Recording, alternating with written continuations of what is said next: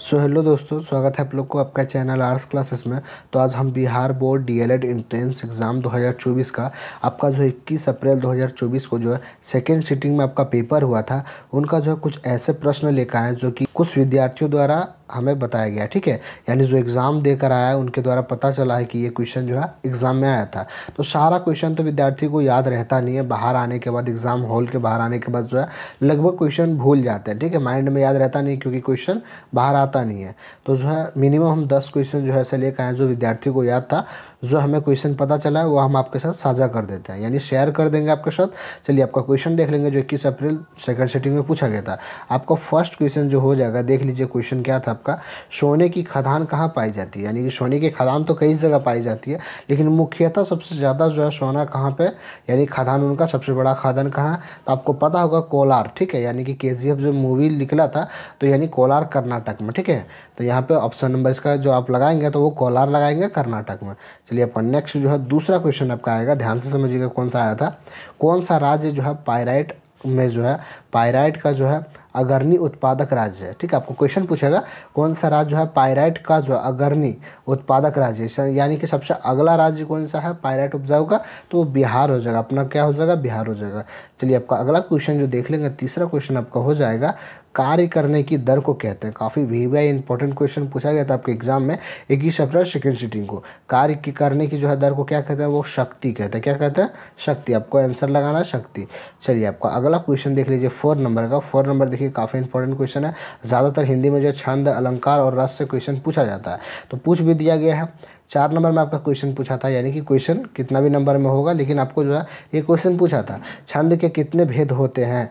तो मुख्यतः बहुत भेद होते हैं, यानी कि छंद में जो है काफ़ी भेद होते हैं, अनगिनत भेद होते हैं, लेकिन मुख्यतः कितने भेद होते हैं? वो 4 प्रकार के होते हैं। ठीक है, तो 4 भेद लगाएंगे आंसर। आपको ऑप्शन में 4 दिखेगा, आप 4 लगा दीजिएगा। नेक्स्ट आपको जो एग्जाम यानी 28 अप्रैल तक एग्जाम में जो पूछा गया क्वेश्चन, हो सकता है रिपीटेड भी क्वेश्चन हो, क्योंकि ज़्यादातर जो है अभी तक क्वेश्चन ज़्यादा पूछा गया। तो वो दुनिया में सबसे अधिक वर्षा कहाँ होती है? तो आपको लगाना है मौसिनराम में। याद रख लीजिए, ये अभी तुरंत का तुरंत जो है याद कर लीजिए।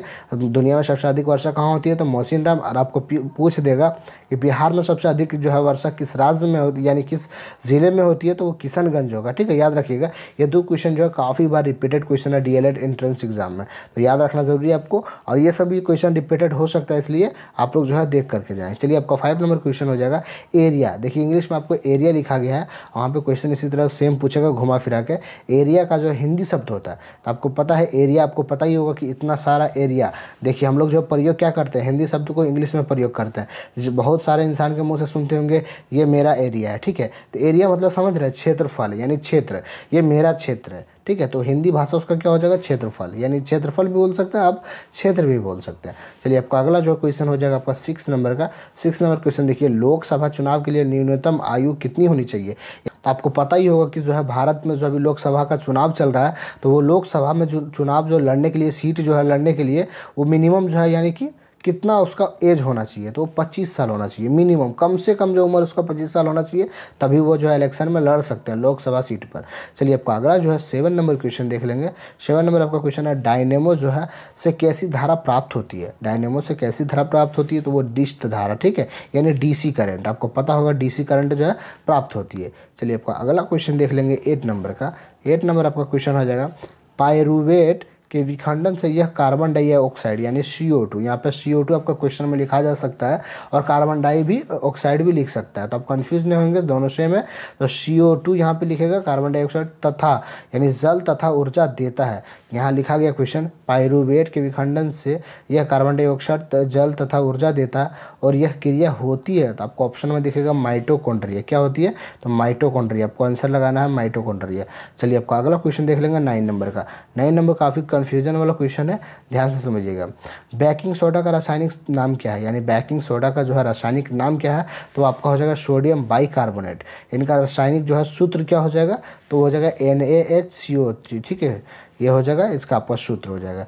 चलिए लास्ट क्वेश्चन देख लेंगे 10 नंबर का, आपका जो है सेकंड शिफ्ट में 21 अप्रैल में पूछा गया था। ठीक है, देख लीजिए 10 नंबर क्वेश्चन है, साइमन कमीशन भारत कब आया था। काफ़ी मॉडरेट क्वेश्चन है, वीवीआई क्वेश्चन है ये आपका भारत का राष्ट्रवाद जो आप चैप्टर पढ़ेंगे उनमें ये क्वेश्चन देखने को मिलेगा। साइमन कमीशन भारत कब आया था, तो 3 फरवरी 1928 में आया था। ठीक है, ध्यान रखिएगा, काफ़ी बार ये सब क्वेश्चन रिपीटेड क्वेश्चन है, ध्यान से एक बार देख कर याद करके जाए। 10 क्वेश्चन है, ज़्यादा क्वेश्चन है नहीं। ठीक है, ज़्यादातर विद्यार्थियों को क्वेश्चन बाहर आते आते भूल जाते हैं, याद रहता नहीं है। जो क्वेश्चन मेरे पास आया मैं सोचा कि आपको भी शेयर कर देता, आपको भी शेयर कर देंगे ताकि जो है हो सकता है यही क्वेश्चन आपको एग्जाम में पूछ दे, डीएलएड एंट्रेंस एग्जाम 2024 में पूछ सकता है। ठीक है, तो इसलिए आप लोग याद कर लीजिए। ठीक है, मिलते हैं अगले वीडियो में, लेकर आएंगे आपका 22 अप्रैल का 23 अप्रैल का जो है आपका जो है एग्जाम होगा उनका क्वेश्चन लेकर आएंगे। ठीक है, तो मिलते हैं अगले वीडियो में, तब तक के लिए जय हिंद जय भारत।